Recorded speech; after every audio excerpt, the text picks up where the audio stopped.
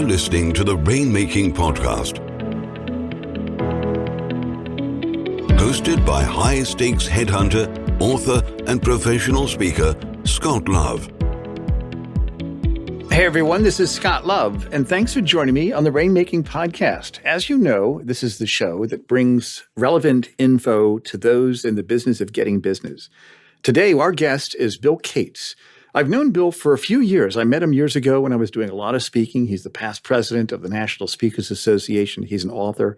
He's been an entrepreneur for almost 40 years. And today, our topic is called Radical Relevance. Sharpen your marketing message, cut through the noise, and win more ideal clients. And this is also the name of Bill's latest book. And we talk about that book on our show today. And I'd highly recommend that you get it and that you really study it like a textbook. Get it, write through it, highlight through it, pay close attention to some of the ideas that he gives you, and I think you're going to get some great content from our show today.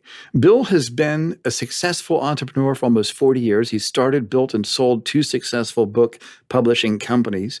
After the sale of his second publishing company, he devoted the last 25 years to the art and science of relationship marketing. My friends, this is somebody you can really learn from. I hope you get some great ideas from my interview with Bill. Thanks for listening.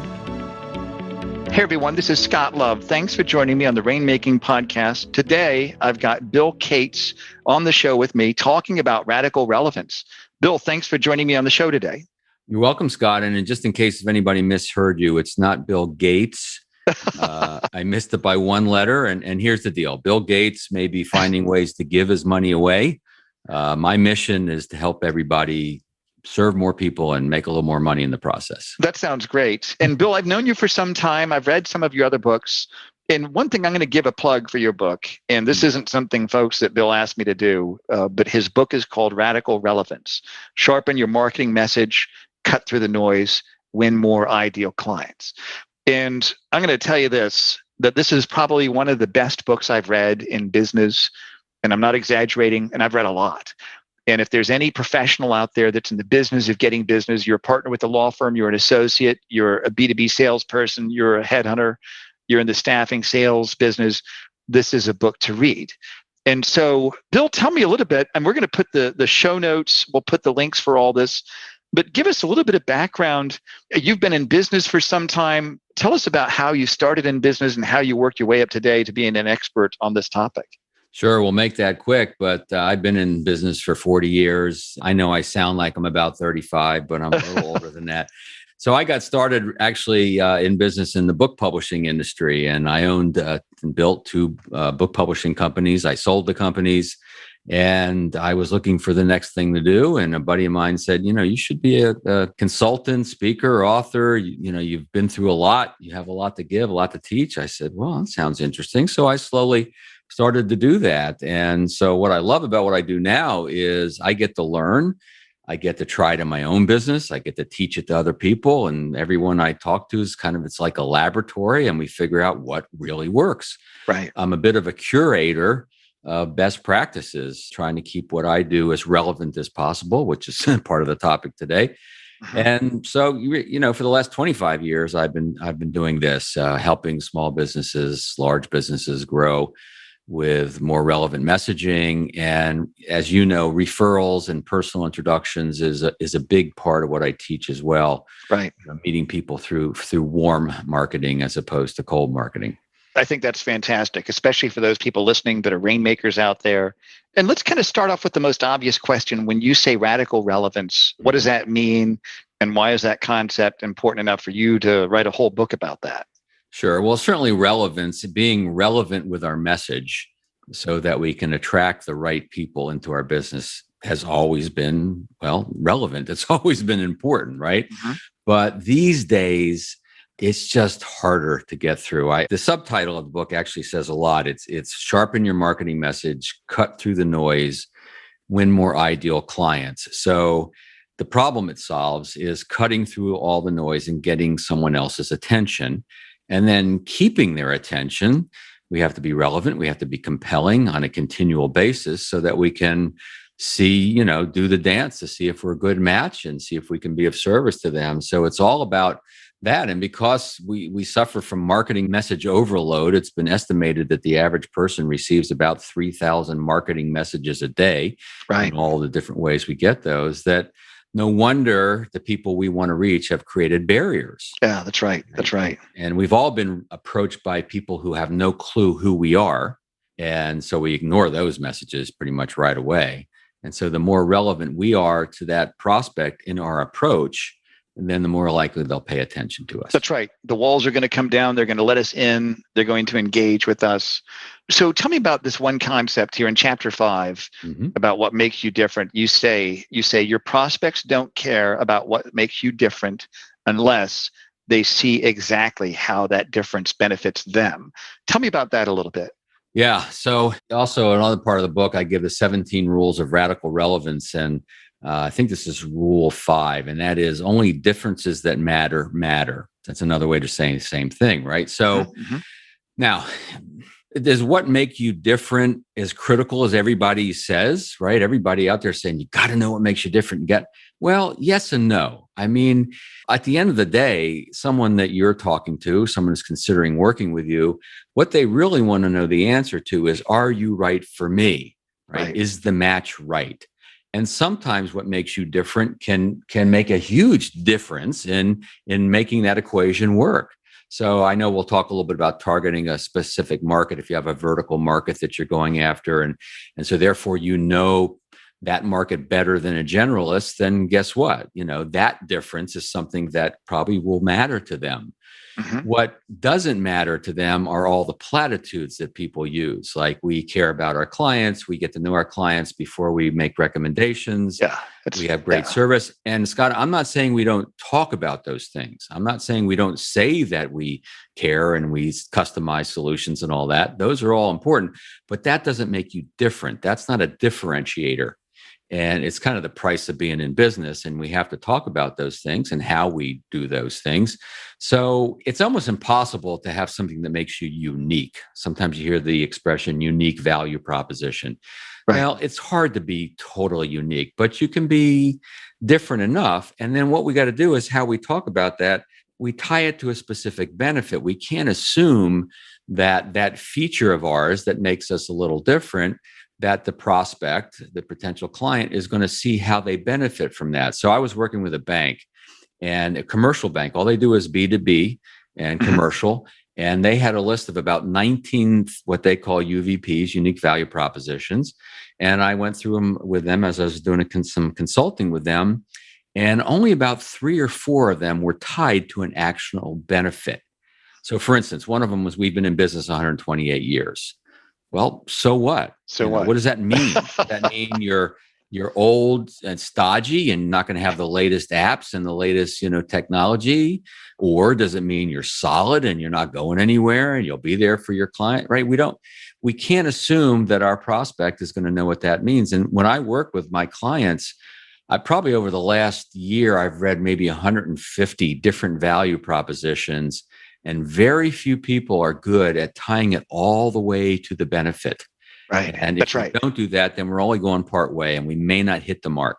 And I think what you said, so what? I think that's a good tool people can use. So what? Well, what's the benefit? Well, so what? And I always say, drill it down to the benefit of the benefit. How does that benefit people on a personal and an emotional level? Because like what you talked about in your book, you're selling to people. I remember reading that in your book, which I think is very wise, Yeah. Well, just the benefit of the benefit. Let's hit that for a second, because that's a little bit of advanced sales, if you will, or advanced business development. So yes, we state the benefit of what we think, how they'll benefit, right? So, Mr. and Mrs. Prospect, if we do this, and I believe you'll save a ton of time, your process will be more efficient, whatever the benefit is, right? We're going to save you from this hassle or this problem. And okay, so we believe that that's the benefit. But then when we say, so how does that resonate with you? Or how do you think that would show up in your world? Talk to me about what that would look like for you. Now we're talking about the impact of the benefit or the benefit of the benefit, but they're stating it. We're not just saying this is what it'll do for you. Right. We're getting them to think through it a little bit and what it'll do for them.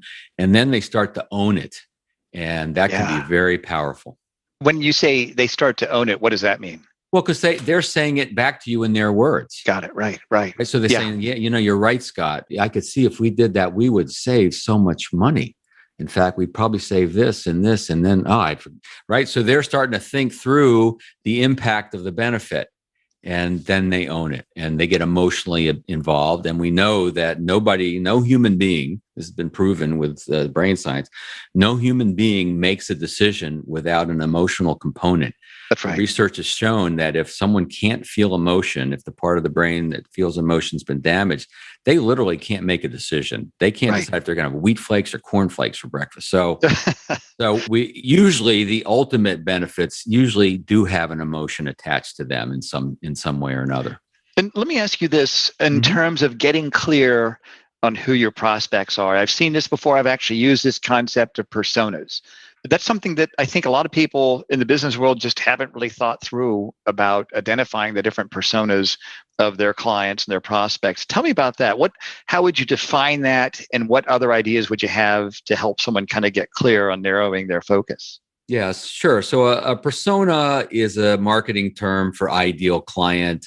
Sometimes you hear avatar. We like to use, in the book, I use the word term right fit client.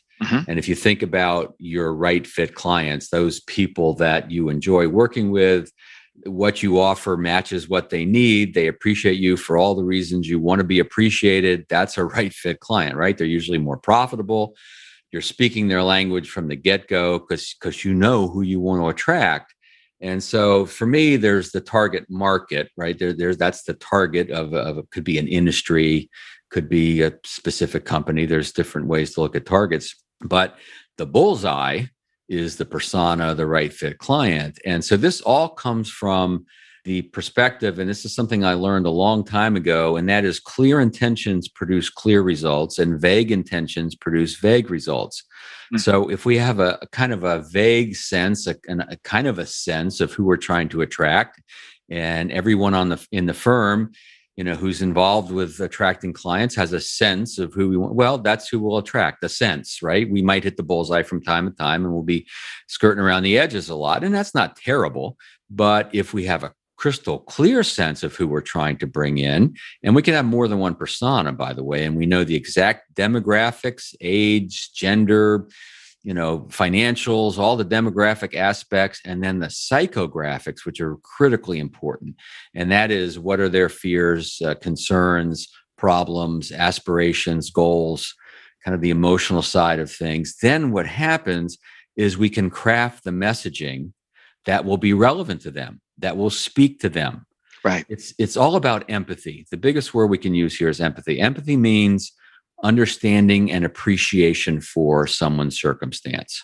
That's right. So in our sales and marketing, in the words we choose to use, images on websites, etc., displays a knowingness for who we're serving, and they will see themselves in our story and in our words. And that's an example of radical relevance. Well, I like the ideas that you give that are very deep and meaningful. And my challenge to those people listening, and I'm not getting away from the book, I want to come back to it and ask more questions, but for people to get the book and really study it, I would say kind of in between a textbook and a Bible, where you're actually digesting the words that you put in here, because there's so much substance, Bill, where in some of the things I've done, like we actually created personas where ours were all aquatic, where we had the whale, somebody with a big book of business that everybody wants. Then we have the dolphin, someone thinks they have a big book. Then we have the Nemo, somebody that thinks they're a big deal, but you just can't find them. They disappear, and so we went through our different avatars, our different personas. Right. But I liked what you gave, and this is in chapter 8, hit the bullseye. And I liked how you give an accounting and consulting firm finding the bullseye.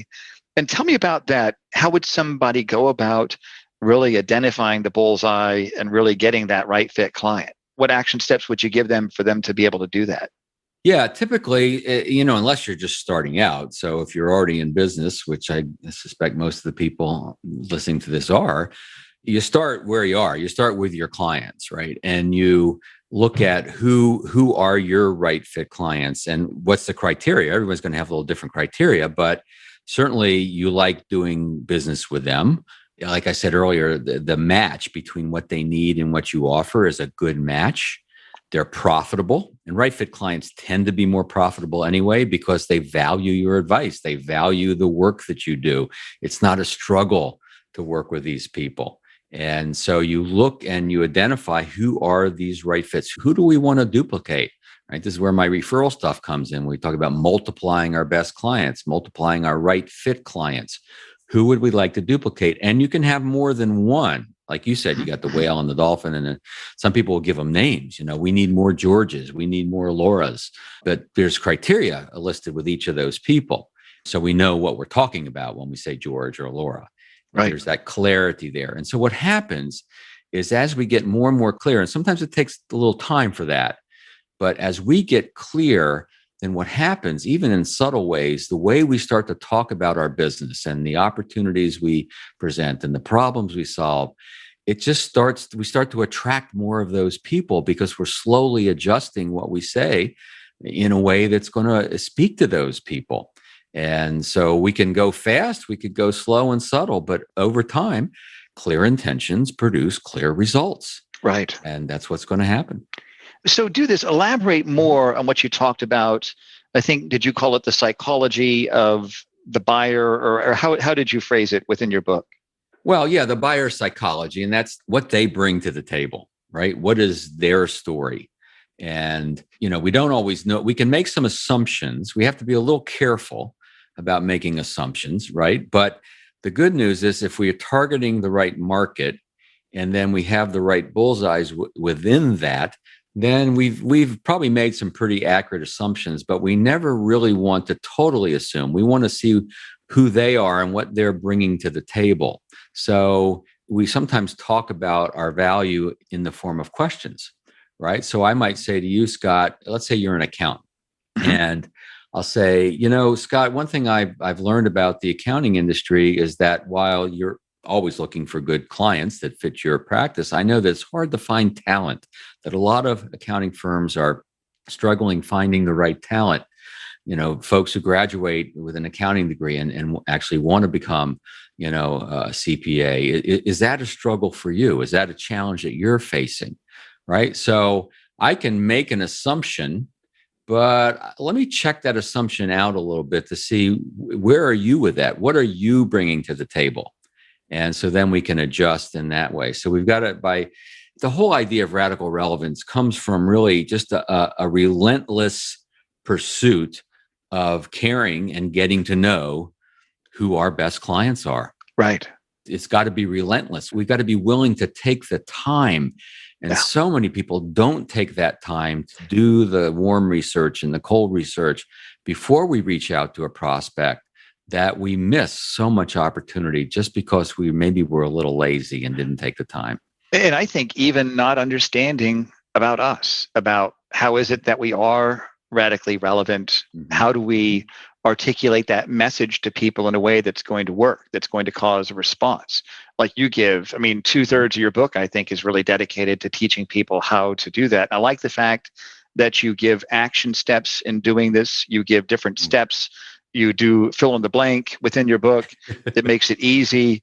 It makes it easy because professionals that are busy, that are, they're billing 2,000, 2,500 hours a year. They don't have a lot of time, but they can sit and they can carve out just a few hours here with your book when they've like on a Sunday morning, and they can really make some headway strategically. So let's just say somebody does this, they go through, they take the action steps, and now they've got that. They feel really good about their message. They want to be tactically relevant. Mm-hmm. This is in part 3 of your book. What are some ways that somebody can build that tactical relevance? Some things that you've seen are effective for professionals. Yeah, I'll give you 2 things. It's two formulas, really. So tactical relevance means how do we communicate all this work we've done to figure out our value prop and who we want to serve and all that. How do we then start to communicate that? It could be in an email to a prospective client. It could be a voicemail message. It could be how we introduce ourselves over the phone or in person. A lot of different ways, website, LinkedIn profile. So the creating the text and the words, that's the tactical part. So here's a formula that we can use. You may have to adjust it a little bit for your situation, but it goes a little something like this. The first part is around expertise or specialization. So I am an expert in, you could say, or I have expertise in, or we specialize in, and that's kind of the problems you solve, et cetera, perhaps. And then I work with, and that defines your market, the types of people you work with, who want whatever they want, whoever you work with, whatever they want, that's the benefit. That's how you bring this very short statement to an actual benefit. So what do they want? What do they want to achieve? How do they want to feel? What do they want to save, prevent? All of that's, the opportunities, the challenges. And then here's the key part is the for example. Mm-hmm. So my expertise is in, I work with, who want to, for example. One of the things I teach all my clients and everyone to do is to start to build a bit of an inventory of examples, little anecdotes, right? Short. Because what that does, it takes the formula and really brings it to life. And that allows you to put a little more benefit in there. You could put a client reaction to the work you did in there.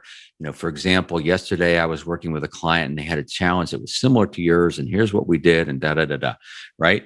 Having an example is critical. Right. And very few people actually have an inventory of those. And you can have... You don't even need a lot of good stories. You just need a few good ones, right? Yeah, a few. And if you have different avatars, or targets, you could have a few different, you want to pick the one that most closely fits the person you're delivering this message to. And so that's one formula to kind of state what you do. Let me give you another formula. This is all the tactical stuff. We call it the differentiation gap formula. And I actually got this from Karen Kopp, who wrote a great book, COPP, Biz Dev Done Right. Done Right. And you reference that in your book too. So if I do, yes. I interviewed her. She gives me permission to share it. So it's this. It's anyone can, only we can, for example. Now, it may not be anyone. It could be most people, right? So most recruiters can, or most attorneys can, but only we can, or very few have an expertise. We're one of the few in the state that have this specific credentialing or expertise, for example. And that, for example, is critical because it then brings those short little phrases to life where people could see how it actually works, how it plays out in real life. So again, anyone can, only we can, for example, or most people can. So I work with a lot of financial advisors, for instance. Right. So I could say, most financial advisors can work up a financial plan, right? That's not hard to find. But very few use this process that we use, or very few actually have a holistic, comprehensive process that does this and this and this and this, for example. And so this is how you can communicate your differentiation in a way that doesn't really put down anyone, but it separates you from them, right? Most people do this, but we do something a little bit differently. Well, so there's a couple examples of tactical, how that plays out. I think you've got some great ideas in here, Bill. And so let's kind of wrap it up here then. And we're going to put all of your links on the show notes for this podcast. So for the listener, anywhere you find this show, just go to the show notes and you'll find the links that will lead you to what Bill's talking about. But kind of tell us 3 action steps that people can take to start integrating some of the ideas that you shared with us, Bill. Yeah, I'm going to give it to you actually in one word, but in 3 levels, if you will. Sure. And it's all, the word is clarity. The brain loves clarity. The brains of our prospects love clarity because the brain doesn't like to work too hard. And so if we deliver a message that's confusing, it won't take action. Right. Have you ever been unclear about any aspect of your life, personal or business? Yeah. Well, what happens? You get stuck because you're not clear. Yeah. Right. So clarity. So the first one would be clarity of who you serve the best.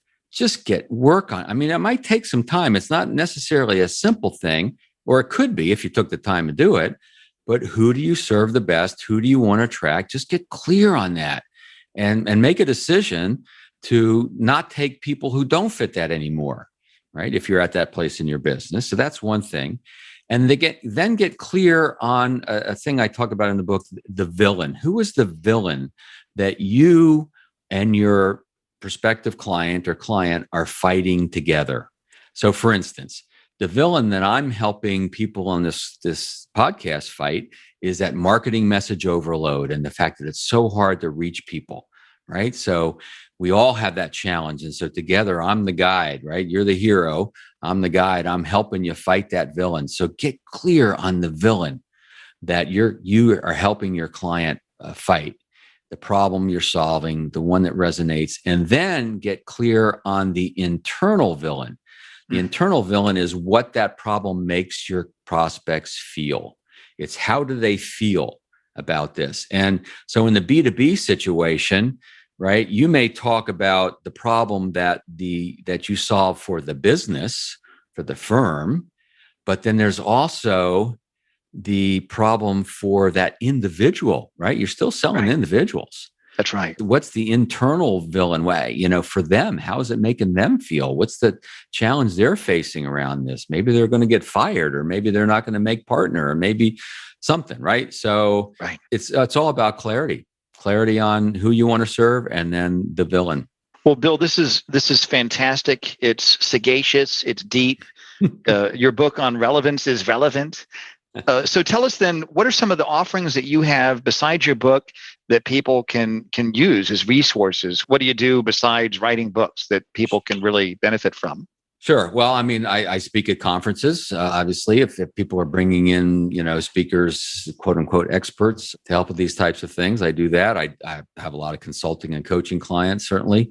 Especially during the pandemic, I've had a lot more time for that because I haven't been on airplanes flying to speaking engagements. And that's been great because it's been an incredible laboratory for me. And that's where I've gotten to curate all these best practices.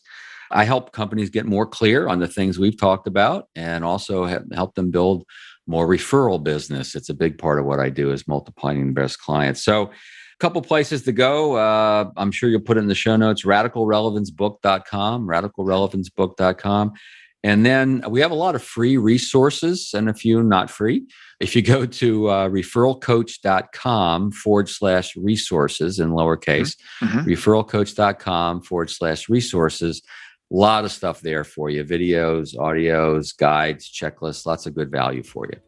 That's great. Bill, thanks so much for being on the show today. We're going to have you back on here in the future, I'm sure. And thank you so much for sharing all of your wisdom with us today. You bet, Scott. My pleasure. Thank you for listening to the Rainmaking Podcast. For more information about our recruiting services for international law firms, visit our website at attorneysearchgroup.com. To inquire about having Scott speak at your next convention, conference, sales meeting, or executive retreat, visit therainmakingpodcast.com.